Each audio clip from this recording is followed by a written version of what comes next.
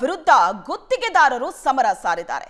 ಸಿಎಂಗೆ ರಾಜ್ಯ ಗುತ್ತಿಗೆದಾರರ ಸಂಘ ಪತ್ರ ಬರೆದಿದೆ.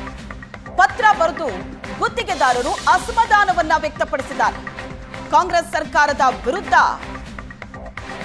ಅಸಮಾಧಾನವನ್ನ ವ್ಯಕ್ತಪಡಿಸ್ತಾ ಇದ್ದಾರೆ ಗುತ್ತಿಗೆದಾರರು. ಸರ್ಕಾರದ ವಿರುದ್ಧವೇ ಸಮರ ಸಾರಿದ್ದಾರೆ.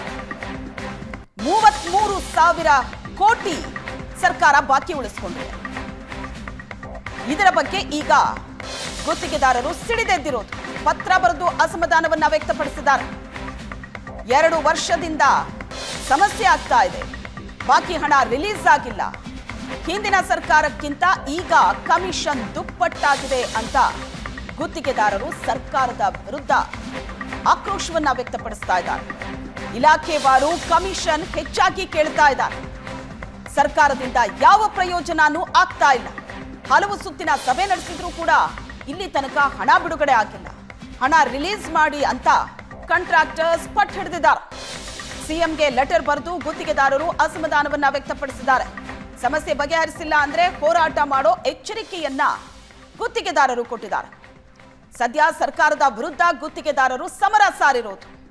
ಸಿಎಂಗೆ ಮತ್ತೆ ಪತ್ರ ಬರೆದಿದ್ದಾರೆ ರಾಜ್ಯ ಗುತ್ತಿಗೆದಾರರ ಸಂಘ. ಇಲ್ಲಿ ತನಕ ಹಲವು ಬಾರಿ ಸರ್ಕಾರಕ್ಕೆ ಗುತ್ತಿಗೆದಾರರ ಸಂಘ ಮನವಿ ಮಾಡಿಕೊಂಡಿದೆ. 33,000 ಕೋಟಿ ಬಾಕಿ ಉಳಿಸಿಕೊಂಡಿರೋದು ಸರ್ಕಾರ.